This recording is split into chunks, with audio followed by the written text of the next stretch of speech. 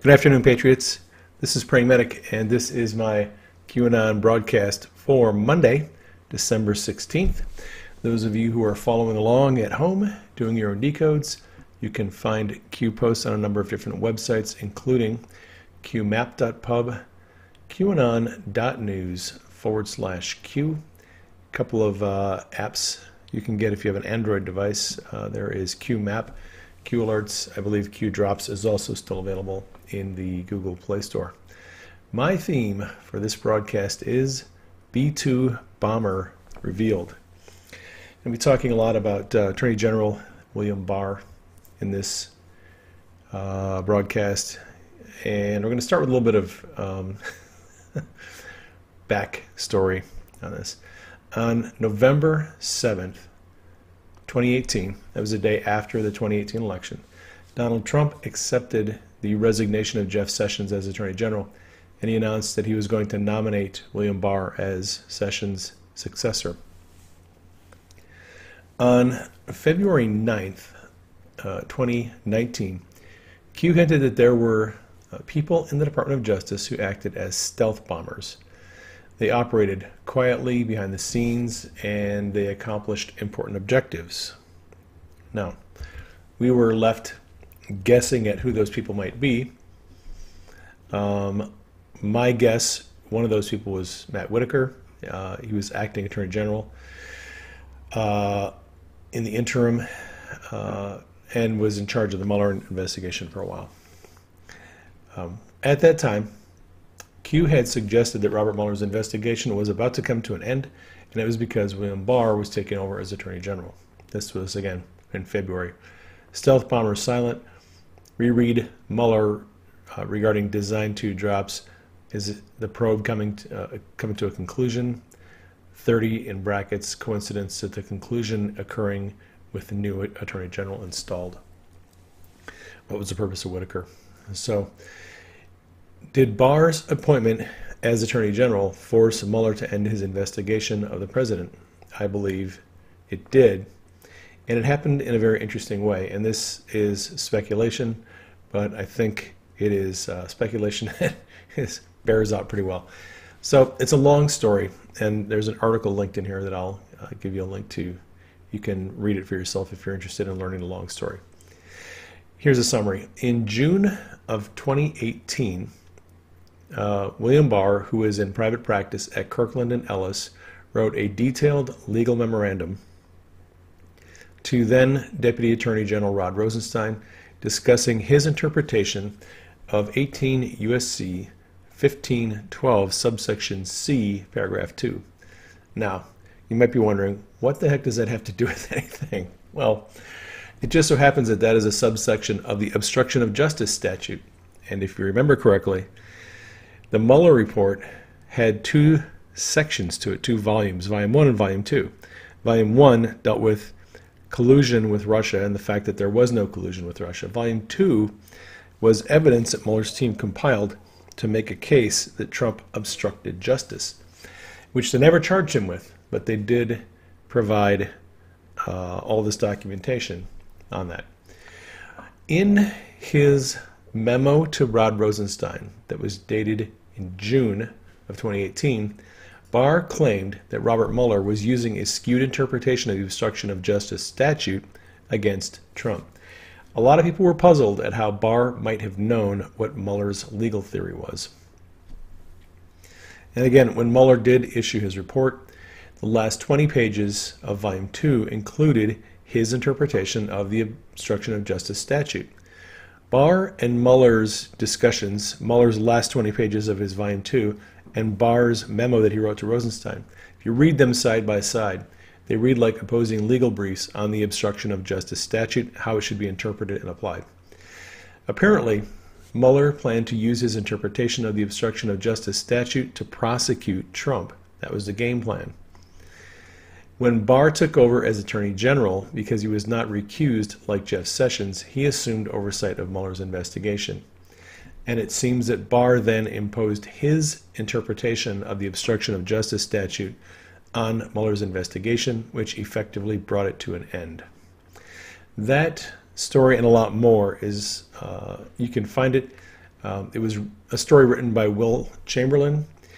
The article is called Checkmate, How President Trump's Legal Team Outfoxed Mueller. You can find that on humanevents.com. You can just search for it. It is a very insightful article. I think that the president's team of people identified a problem. They were never going to get around Mueller unless they could put somebody in as Attorney General who could put Mueller into checkmate, and that's what Barr did. All right. In July of this year, Q dropped hints that there was another stealth bomber operational, and this one had to do with the Mueller investigation. This was July 10th, 2019.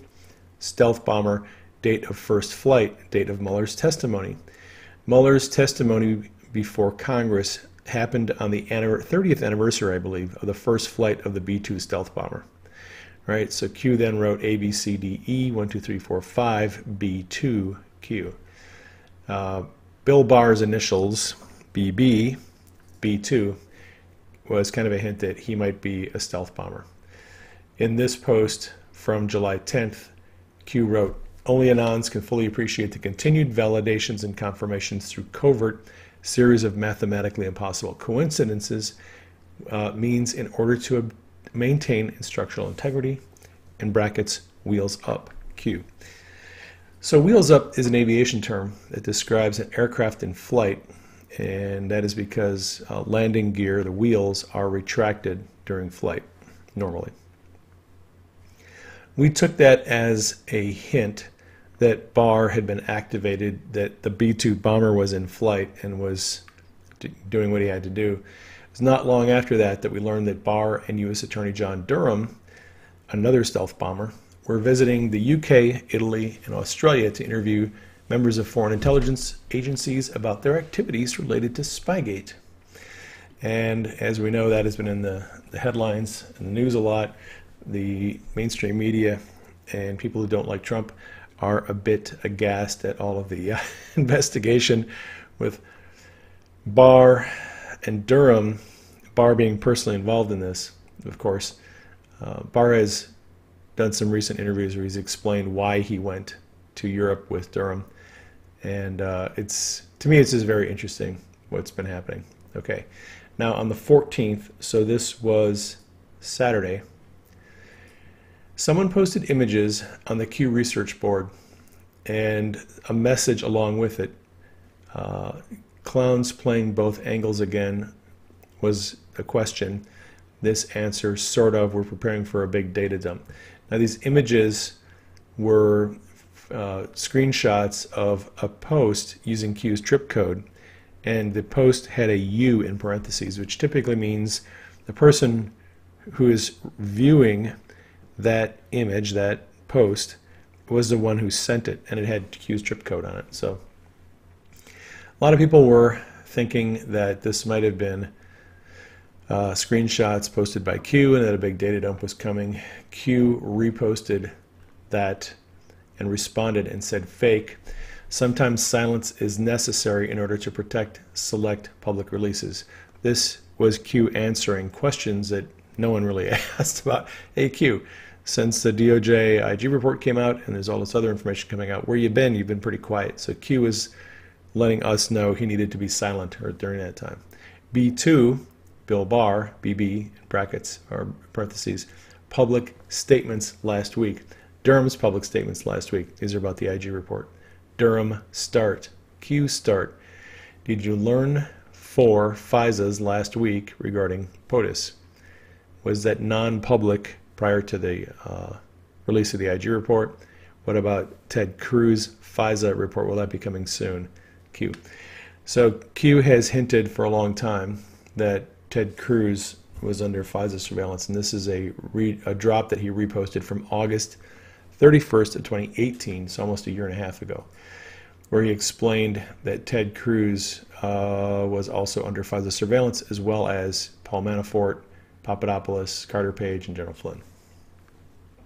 All right, so Q has a lot to say about the start of U.S. Attorney Durham and his start of his operation, his public start, and the synchronicity of that.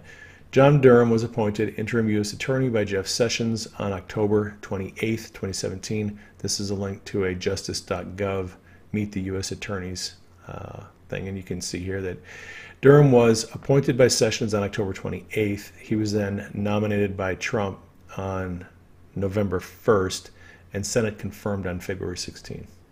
All right. Q's first posts were on October 28th, 2017. Same day Durham was appointed by Sessions. The IG report on FISA abuse was posted by the Justice Department at 1:29 Eastern on December 9th. This is a link to the tweet. And William Barr disagreed with some of the findings of the IG report. Specifically, he disagreed with the finding that there was no political bias in starting the investigation. That was IG Horowitz's finding. Barr disputed that finding, but he has information that Horowitz doesn't have access to. Well, the Justice Department tweeted Attorney General Barr's response to the IG report at the same time that they released the IG report itself. Both of these tweets by the Justice Department were at 1:29 Eastern. And it's Barr's statement. And if that's not good enough for you, U.S. Attorney Durham also disagreed with some of the IG report's findings. Specifically, he disagreed with the finding from Horowitz that there was no bias in opening the investigation. Durham's response was posted at 1:29 Eastern on December 9th, the exact same time as the IG report and Barr as his response. Now, going back to this watch that Q posted a week prior to the Inspector General report. This is December 2nd. Here's the watch, 1:29 was the time. A week before all of this happened, Q posts a watch, 1:29, and all these reports and responses drop at 1:29 a week later. And exactly 2 years earlier, on December 9th, 2017, Q posted Justice Q. The timestamp there was 13:28. It was 1 minute off from 13:29 or 1:29. So a lot of synchronicity going on here. If you haven't listened to the interviews with Barr, our recent ones, there is a interview with NBC. You can get that on YouTube. Good interview. Barr also talked with CEO Counsel of the Wall Street Journal. Another really good interview. I would recommend checking them out. He has some interesting things to say. Give you some backstory. Okay. On the 14th, so this was again on Saturday, Q posted, when a B-2 bomber is no longer stealth, think public statements made last week, what must that signal? That, to me, would signal that the stealth bomber is no longer hidden. He is out in the open. And with Barr making all these public statements, talking about the investigation, talking about his disagreements with Horowitz, Barr is no longer covert and hiding. He's been out of hiding for a while. Q writes, planned coordinated attacks on Barr are coming, brackets, smear campaign. Public opinion is important. Information warfare, a traitor's justice. Q has been talking a lot about information warfare lately, and there are all kinds of tweets and mainstream media articles about Barr accusing him of being a political hack and doing Trump's bidding. So we're going to we'll have to defend Barr in the coming months. Traitor's justice. Haven't seen that signature in a while, but it's good to see that again. All right. The relevance of Q's signatures. Sometimes Q will sign a post with a single phrase at the end. This has appeared, a traitor's justice is a signature that has appeared in a number of Q posts going back to last year.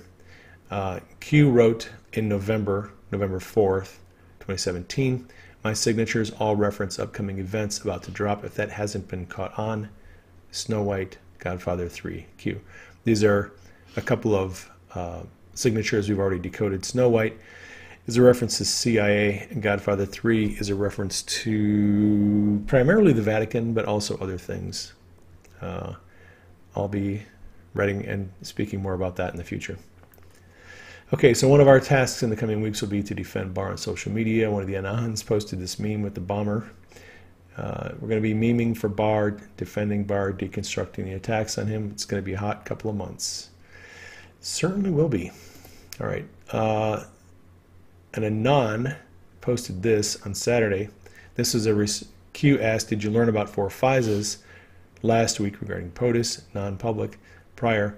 And then that was that post from August 31st where Q mentioned Manafort, Papadopoulos, Page, and Flynn. So Carter Page had 4 FISAs that were used against him, the initial and then 3 renewals. But we also were told by Q about FISAs against Manafort, Papadopoulos, and Flynn. Q, this is the drop where that was posted.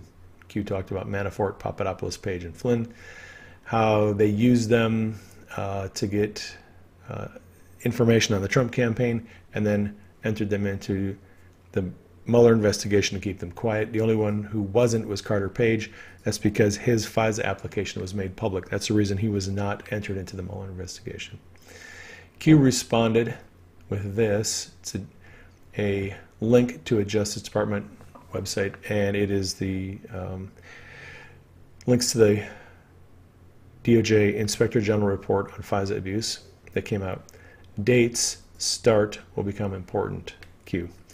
So the dates that the FBI says that the investigation started are going to become important, and we'll talk about this a little bit more as we go on. All right, there's the cover letter for the FISA report. And all right, Enoch, our friend, who has been queued probably more than anybody else out there on Twitter, was queued for this curious post, which hinted that Laura Ingraham posted on Q Research. I saw this the night that before he got queued. Denise and I were talking about it, and I was like, are you serious? So an Anon comes on the board and writes, I'm on in 20, I will say farce. Okay? 21 minutes after that post, Laura Ingraham gets on her show and she says the word farce. And I'll let you listen to this. This is Ingram Angle back in Washington tonight. Now, before we begin our analysis of this farce of an impeachment, I don't know, excuse me, I'm coughing because I can't believe it's still going. Farce. So, Q posted a link to Enoch's tweet and said, the scope and size is far greater than you can imagine, Q. So, I don't know if Q is confirming that Ingram actually did post. Maybe Q doesn't know. But apparently there are people out there doing, posting on the board, doing things that we are not necessarily always aware of. All right. Doc Rock got queued for his FISA brings down the House. And this is a... Why aren't people going to prison for what they did to the president? On the other side, you know, throw Bill Barr in prison. And these things take time.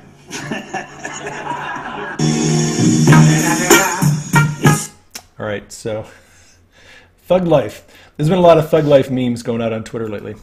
Actually, I think CJ Truth did a Thug Life thread with all these Barr and Trump and other people going Thug Life. Personally, I kind of like that stuff. So Q posted a link to Doc Rock's tweet and wrote this, actually reposted a screenshot of a graphic I made last year. In I think it was November I made this. So here's the graphic, and it was a clipped out part of a Q post that talks about how do you navigate around corrupt FBI and DOJ, use a stealth bomber. Q gave us 8 spaces for a name, vote, vote, vote. This was before the election. And I created this graphic and I said, okay, well, there's 8 spaces there, and Whitaker's last name fits in the 8 letters. So I thought, you know, my guess was Whitaker was a stealth bomber. Q said, when does a B-2 drop the first bomb? Does Bill Barr fit into the 8 spaces?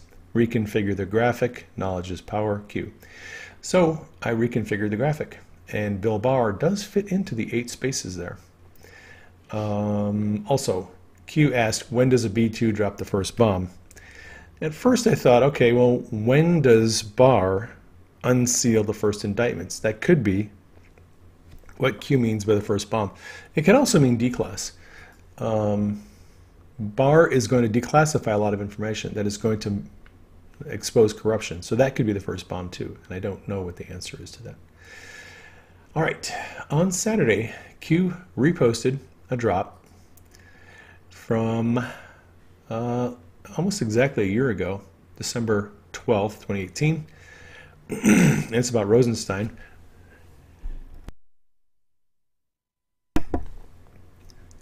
The original post was "Goodbye, Mr. Rosenstein. Is Rosenstein still overseeing the special counsel? Where is Huber? Nobody's above the law. World is watching." And then Q reposted that. And the second post was, "What if there is another prosecutor outside of D.C. assigned by Sessions with the same mandate and authority? One for the history books, not long now." So now we're finding out that Durham, I believe, is the second prosecutor that Q was telling us about a year ago, that we're more or less finding out about in the last few months. We do know that Durham has been working quietly investigating corruption in government since at least October of 2018, thanks to a transcript of former FBI Chief Counsel James Baker's congressional testimony. In that testimony, he was talking to Jim Jordan. Jordan was asking him questions, and Baker's attorney interrupted and said, "I'm sorry, he can't answer that. That matter is under criminal investigation. There's a criminal leak investigation that is being done by John Durham." And the date of that transcript, the date of that interview was October 3rd of 2018. So Durham has been working on investigating corruption for a long time, and very few people knew about it. All right, and Huber, this is Anon posted this. Where is Huber conspicuously absent or quiet from public view? Interesting propaganda broadcast in the media. This is a link to an article that claimed that there was confirmed that Huber never started the Spygate investigation that Sessions assigned him to. Another stealth bomber. Yes, Huber's definitely been a stealth bomber. And Huber is not investigating Spygate. We learned that from Barr. Barr said on May 31st that Huber was originally tasked to investigate government corruption related to FISA. He stood back from that. Durham took over, and Huber has been investigating matters related to Hillary Clinton, and that would be Clinton Foundation and Uranium One. Q then posted this: "What if other Attorney General equivalents in foreign countries are also currently investigating the use of their intel apparatus for illegal purposes? Was the COC chain of command followed? Huber, DOJ planes, CF, Q." That would be interesting. So Q is suggesting that Barr went overseas not just to talk to intelligence agencies, but to talk to the heads or his counterparts over in, I'm guessing, Italy, UK, and Australia, to find out if they knew that their intelligence apparatus was being used illegally. Was the chain of command followed? Did the people at the heads of top of the agencies, and did the presidents of those countries or prime ministers, and did the attorneys general, I should say, did they know? So Q then wrote Huber, DOJ planes, Clinton Foundation, CF, Clinton Foundation. All right. A year ago, well, this was actually August 9th. This is an August 9th article from News Punch. DOJ plane loaded with boxes of evidence spotted next to Clinton Foundation. This was a spotting of a DOJ plane in Little Rock, Arkansas. They were loading boxes of documents, and people were wondering if it was related to the Clinton Foundation, because we know that the Little Rock FBI office has been investigating the Clinton Foundation for years, as have several other FBI offices. So that's interesting to me, because on August 9th, this article was published. Also on August 9th of last year, Q posted the Clinton Foundation, and here's a phone number, which is actually to the National Human Trafficking Hotline. So Q has been dropping hints for a while that the Clinton Foundation is quietly under investigation. And I believe Huber has impaneled grand juries, and there's a lot of indictments against people related to the Clinton Foundation already, and probably Uranium One. All right, Q posted this month and day that U.S. Attorney John Durham was initiated, month and day Q's public campaign initiated. Okay, both of them on October 28th of 2017. How many coincidences before it's mathematically impossible? It was over before it began. Q. Yes, Sun Tzu, win the war before you even go on the battlefield. Q posted this screenshot of it's a picture of a hotel that has Merry Qmas in this festive lighting outside of it. Kind of nice. Got a meme here with Jim Comey sitting on a street looking like a homeless guy. We never thought she'd lose. All right. Follow QAnon account on Twitter was queued for this tweet, which was Adam Schiff he's speaking at a public event, and a whole bunch of people were getting up in arms and yelling and shouting at him for his harassment of the president. And Q posted a link to that tweet and wrote, "Fake news hiding the truth, knowingly," is in quotes, "we the people, enjoy the show, Q." Yes, Adam Schiff knowingly lied and falsified information, and he's going to be in a lot of trouble for that. In March of this year, Q posted this. Congressman Adam Schiff, who spent 2 years knowingly and unlawfully lying and leaking, should be forced to resign from Congress. This is a quote from the president. Knowingly is in brackets. Leaking investigations can lead to forced resignations. Knowingly disseminating false information is illegal. Gang of 8 intel, right? And Q has, and Hannity and Sarah Carter have talked about this too, that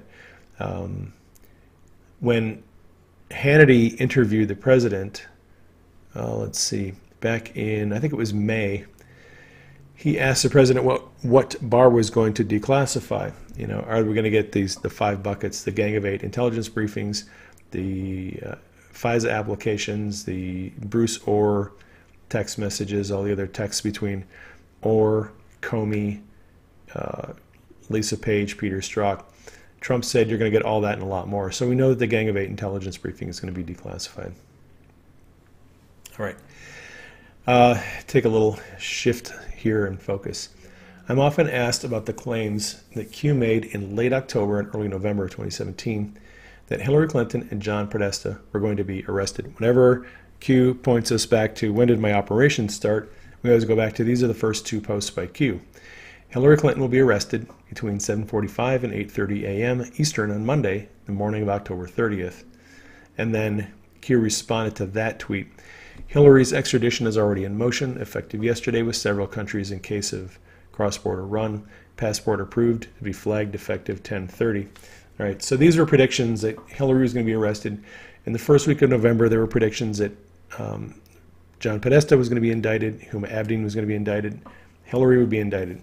And these things, as far as we know publicly, have not happened.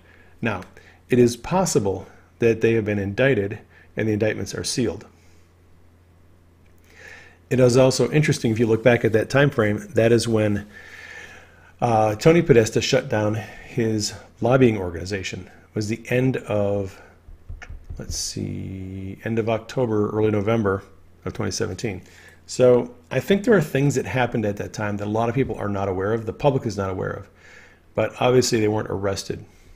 Okay, so people have asked, don't these claims prove that Q is an unreliable source of information? Well, good question. But to make an accurate assessment about that, you need to examine other posts and analyze the information Q has provided. In this post from October 31st, a couple days later, Q wrote, "There are more good people than bad. Wizards and warlocks, an inside term, will not allow another satanic evil POS to control our country. Realize Soros, Clintons, Obama, Putin, etc. are all controlled by 3 families. The 4th was removed post-Trump's victory." Here's that prediction. Podesta indicted, Huma indicted on November 3rd and 6th. All right. So Q says that politicians around the world are controlled by three families. Well, who are they?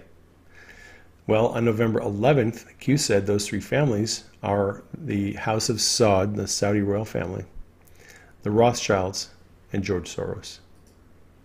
All right. So on November 3rd, Q asked about Jared Kushner's trip to Saudi Arabia, asked what country he had visited, what is Saudi Arabia known for, where do the largest political donations come from. Other hints about Saudi Arabia had been dropped that first week of November, also relating to politicians and funding, specifically Huma Abedin, connections to Muslim Brotherhood, other questions like that. If, as Q suggested, the Saudis controlled Hillary Clinton and John Podesta, they may have been concerned about Q's warnings that week that these two political figures were about to be arrested. Imagine their surprise when the Saudi princes were arrested the following day on November 4th. All right, this is a New York Times article that talks about the corruption crackdown in Saudi Arabia.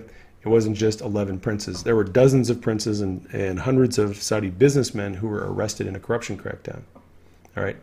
So while everyone was looking at politicians in the U.S., the Saudis were arrested and taken down. Anons then remembered that Q had been talking about the Saudis and the political connections. Q said, very smart, Anon, disinformation is real, distractions are necessary. Saudi was the primary, U.S. is secondary. Political corruption was removed in Saudi Arabia. It is now being removed in the U.S. It'll later be removed in Asia, the EU, and other countries. So that the question about, Q predicting the Clintons being arrested and John Podesta and Huma Abedin being arrested was a distraction to get people's focus away from Saudi Arabia, where the arrests were actually planned. Okay, Rudy Giuliani has been tweeting about corruption related to Ukraine. On the 15th, he tweeted, in my next thread of tweets, I'll be sharing some of the evidence I've garnered through hundreds of hours of research. Turn your notifications on and stay tuned. Q posted a link to Rudy's tweet. Worth following. Senate testimony next. Facts matter. Q. So yes, now that the Mueller investigation is over and the Inspector General report is out, it's time for Lindsey Graham to play his part. Q posted this on November 20th. Chairman Graham, it's time. Senate was a target. Lindsey Graham's role is to make the public aware of corruption through the public hearings he is going to hold in Senate Judiciary Committee. I know a lot of people have been angry at Lindsey Graham because he hasn't done anything to help the president, but I think that Lindsey's role was limited and there wasn't really a lot for him to do until now. Now that the IG report is out, he is going to be holding hearings. He has invited Rudy Giuliani to come and testify before the Senate Judiciary Committee. He also had a little word for Rod Rosenstein. At the close of the hearing where Inspector General Horowitz is there, Graham said, Rod Rosenstein, get ready to testify next. So Graham is going to be hosting some interesting hearings in the coming months, and that is the role that he is playing, I believe. Okay, let's see. Maria Bartiromo, Sunday morning, had John Ratcliffe on. She had Debbie Nunez on, a lot of other people. Ratcliffe noted that Adam Schiff repeatedly made false statements about the FBI's Russia investigation. Let's see. Melissa? Vote. And the reason for that, Maria, is because the Democrats have made the mistake of staking the credibility of all this on Adam Schiff. The person that they put in charge of this investigation turns out is the one that helped start it by meeting with a person who walked out of Adam Schiff's office and became the whistleblower. And at the very same time that that's happening, as you mentioned, now there's an Inspector General report that comes out that says during the last impeachment hoax, the Trump-Russia one, Adam Schiff repeatedly made false statements to the American people about the FBI's actions. And so I think, that's what's happening, and that's why the Democrats have been rushing to keep this from unraveling and keep their folks in line, and they're having a really hard time to do that. I wouldn't want to bank my political future on Adam Schiff's credibility, but they've made that mistake. All right, so Q posted a link to that tweet and said 1150 mark in the video, AS Adam Schiff in brackets memo is false. That's a reference to the memo that Schiff wrote, which is in response to the Nunez memo about FISA abuse. That was over a year ago. Q wrote, if Adam Schiff was privy to the Gang of Eight classified material, would he not know the same facts, truth as Nunez and others? Knowingly is in quotes. OP activity, July 2016. Okay. So the FBI claims that they opened the investigation of the Trump campaign in July of 2016. Q asks, why is this relevant? Worth watching from 1150 to the end. Facts matter. Q, if you want to check out that video, I don't know if you'll be able to find it on YouTube, but it is a very good interview. Lots of good information in there. Okay, so Q said that start times are going to become important. When did the investigation start, the FBI's investigation? Well, Michael McCasey pointed out with his interview with Maria Bartiromo that same morning that despite the FBI's insistence that the investigation began in July 2016, Comey was looking into Carter Page in June of 2016. And in a previous interview with Carter Page, Page noted that in March of 2016, the FBI was already talking about investigating him. He was actually working for the FBI as a source on a case related to 3 Russians, and they wanted Carter Page to testify against these Russians. Page said, look, if you have me testify, I'm going to tell the truth, the whole truth, and nothing but the truth. And they said, okay, well, we'll negotiate on whether you're going to testify or not. As he was getting ready to leave this meeting he had with the FBI, he said, oh yeah, by the way, I'm going to be joining the Trump campaign. And it was at that time when he announced that he was going to be joining the Trump campaign, kind of an offhand remark, he said they suddenly became interested in potentially investigating him because they heard he was connected to the Trump campaign. So the start of this investigation, I think we're going to find out, is a lot sooner than the FBI is saying, especially people like Jim Comey, who is denying any intentional wrongdoing in all of this. All right, Lady Red Wave was cued for a video where Joe Biden was publicly called out for his corruption. I'll play this video. Hate groups, white supremacists here at home. Coming down the escalator when he announced in Trump Towers, he said he was doing it before he hit the ground floor. Remember what he said? He said, I'm going to take on those rapist Mexicans. Then he tried, no, there's never been a president. That's a lie, Joe. Never been a president. That's a lie. Oh, it is a lie. Yeah. And it was your son in the Ukraine. All right.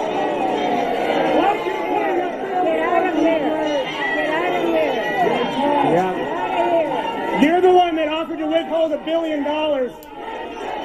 The Council on Foreign Relations. Son of a bitch, he got fired, right, Joe? All right, so along with Adam Schiff, Joe Biden is also getting publicly called out for his corruption. Q posted a link to that tweet, The Great Awakening. Q. Great Awakening is when the public becomes aware of the depth and nature of corruption in every part of society, in academia, in the church, in politics, in Hollywood, the media. It is everywhere, and it is being exposed. The election results in the UK signaled a rejection of globalist values and a return to love of country and patriotism. Boris Johnson's Conservative Party won a landslide election. I think there has not been that big of a majority of conservatives for decades. And Q posted a link to that article and wrote, National Pride, Independence, We the People, welcome to the party, where we go one, we go all. Q. One of the Anons wrote, God bless you, POTUS and Q. You saved our nation and our children's future. Q responded, we are all equal in this fight. No one person is above another. Put on the full armor of God so that you may take your stand against the devil's schemes. God bless you. United we stand. Q. All right. Brotello believes that the media narrative that the OK hand gesture is a symbol of white power. He tweeted about this. It's an article in the Inquirer that West Point is investigating use of the OK hand symbol with possible links to white power. And Q posted a link to that tweet and said, "Think for yourself, sheep no more, Q." Of course, we've got Nancy Pelosi, Hillary Clinton, and Barack Obama all using the OK symbol, but obviously not as a symbol of white power. And I wonder if that article would have been written if President had not made kind of a big deal about attending the Army-Navy game. Probably not.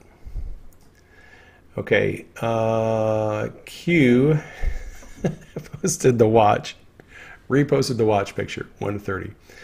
Did Anons determine the significance of 129 from the December 2nd drop? What was released precisely at 129? Q. So the Anons said, the IG report was, so was Durham's statement, so was Barr's statement. Q responded, this is exactly why we are here. All right, and one of the Anons posted this, it's the watch graphic, noted that John Durham, Barr, both of their statements were released at 129, same time as the report. And Q responded, the exact time of Durham's statement. Think Q Durham date start. Coincidence? Having fun yet? Q. So Q and Durham start on the same day, and Durham's statement about the Inspector General report drops at 129. Same time Q posted the watch time. Having fun yet? I am having fun. All right. An Anon wrote this: we have three things issued at 129, aka the watch time. We have the IG report, we have Durham's rebuttal, and we have Barr's rebuttal. We have confirmation that there are no coincidences, so that means one of these things is true. One, either Horowitz, Durham, and Barr are all in communications with Q, or Horowitz, Durham, and Barr were specifically directed by Q plus Trump to issue their reports and rebuttals at precisely 129. And then they would say, why, POTUS? And Trump would say, you'll find out, just do it. Or some combination of the above. Q responded to that post. Time, ing, in brackets, is important. So we have time and timing is important. How many coincidences, use of coincidences, is essential not to violate national security, in brackets. Before, mathematically impossible. FISA equals a start, Q.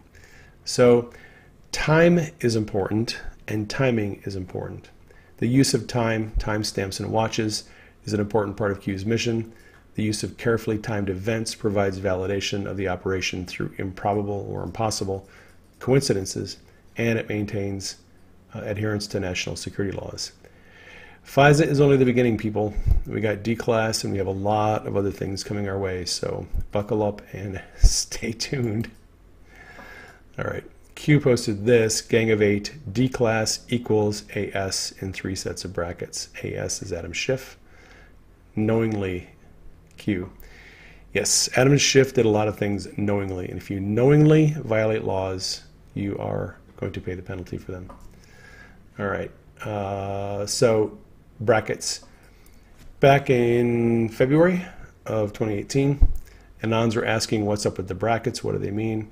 Military target square, Q wrote kill box, which is essentially a military targeting square. Three-dimensional target area defined to facilitate the integration of coordinated joint weapons fire. It is a joint forces coordination measure enabling air assets to engage surface targets without needing to further coordinate with commanders without terminal attack control. All right. In last December's question and answer session, Q told Anons that Trump was negotiating for the return of Edward Snowden from Russia.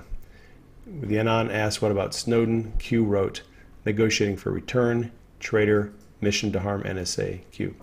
Despite what he claims in his book, despite his little propaganda tour, Snowden, his real allegiance was to the CIA. He was tasked by the CIA to go in to the NSA and discredit them, which would help the CIA. So Q posted yesterday, Snowden, Homecoming 2020, Q. So it looks like they're securing Snowden's return, and he'll probably be charged for treason. I posted this yesterday. Current weather at Guantanamo, few clouds, 30 degrees Celsius, 58% humidity, winds 6 kilometers, pressure 1,015 millibars. Q then responded to that with this. Picture of Guantanamo Bay Naval Station, 3 Anons in front of the sign. One Anon has a sign WW, another one has G1, another one has WGA, where we go one, we go all. And Q had posted a phone number on this post. Operators are standing by. The phone number is for the Clinton Global Initiative. That brings us up to date. We're all caught up with Q. Thank you for sharing this on social media. If you've enjoyed this video, you might consider subscribing to my channel. Please remember to keep Denise and I in prayer. Keep Q and the team in prayer. Keep the president in prayer. Love you all. Take care. I will catch you on the next broadcast.